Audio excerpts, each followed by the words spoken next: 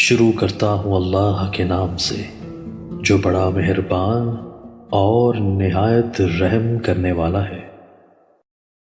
اللہ تعالیٰ اپنے جن بندوں سے پیار فرماتے ہیں ان کی نشانیاں نبی کریم صلی اللہ علیہ وآلہ وسلم نے ذکر فرما دی ہیں۔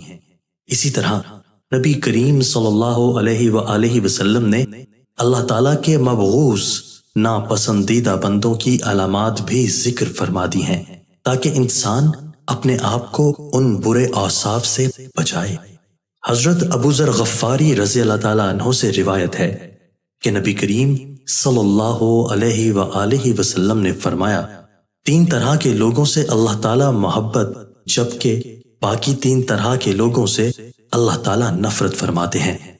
جن سے اللہ تعالیٰ محبت فرماتے ہیں ان میں سے پہلا وہ شخص ہے جو ایسی قوم میں رہتا ہو جس قوم کے پاس کوئی شخص رشتہ داری اور قرابت داری کی بنیاد پر نہیں بلکہ محض اللہ کا واسطہ اور قسم دے کر کچھ مانگنے آیا ہو، اور وہ قوم ایسے شخص کو دینے سے انکار کر دے، اور یہ شخص علیحدگی میں اس مانگنے والے کی اس طرح مدد کرے کہ اللہ تعالیٰ اور مانگنے والے کے علاوہ کسی کو اس بات کا پتہ نہ چلے۔ دوسرا وہ شخص جو کسی ایسے قافلے میں شریک سفر ہو کہ وہ قافلے والے سفر کی تھکاوٹ کی وجہ سے رات کو سو جائیں، اور یہ شخص اللہ کی طرف متوجہ ہو کر آہوزاری اور کلام اللہ کی تلاوت میں مشغول ہو جائے۔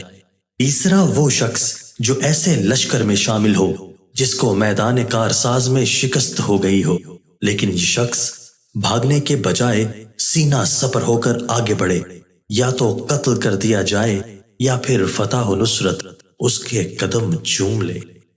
نبی کریم صلی اللہ علیہ وآلہ وسلم نے فرمایا، تین طرح کے لوگوں سے اللہ تعالیٰ نفرت کا معاملہ فرماتے ہیں۔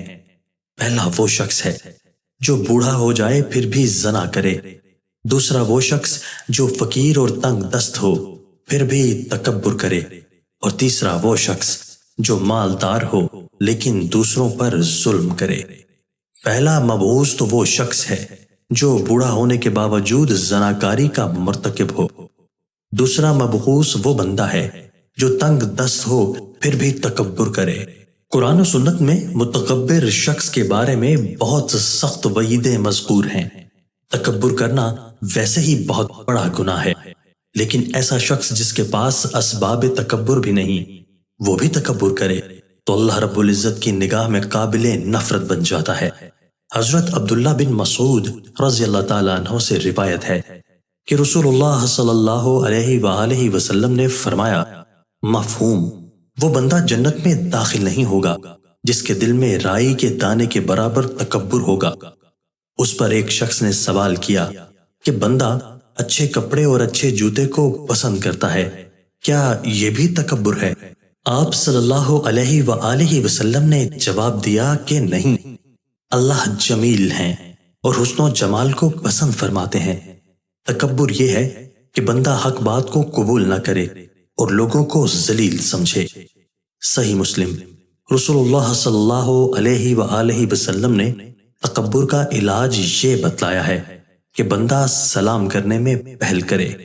تیسرا مبغوض بندہ وہ ہے جسے اللہ نے مال دیا ہو اور وہ ظلم کرے۔ جو بندہ مالدار ہونے کے باوجود ظلم کرتا ہے وہ اللہ کے ہاں قابل نفرت ہے، کیونکہ مال کا مل جانا محض اللہ کی عطا سے ہے، اس کی وجہ سے، اور اس کے ہوتے ہوئے کسی پر ظلم کرنا پرلے درجے کی حماقت ہے۔ محدثین کرام رحمت اللہ علیہ نے الغنی الظلوم کی تشریح میں یہ بھی فرمایا ہے کہ اس سے مراد وہ شخص ہے جو دولت مند ہونے کے باوجود بھی قرض خواہوں کو قرض کی ادائیگی نہ کرے، یہ بھی ظلم ہے۔ اللہ کریم ہمیں اپنے محبوب بندوں میں شامل فرمائے اور مبغوض ہونے سے بچائے، آمین۔ دوستو، اللہ تعالیٰ ہمیں ان احادیث مبارکہ پر عمل کرنے اور اپنی زندگیوں کو سنوارنے کی توفیق عطا فرمائے۔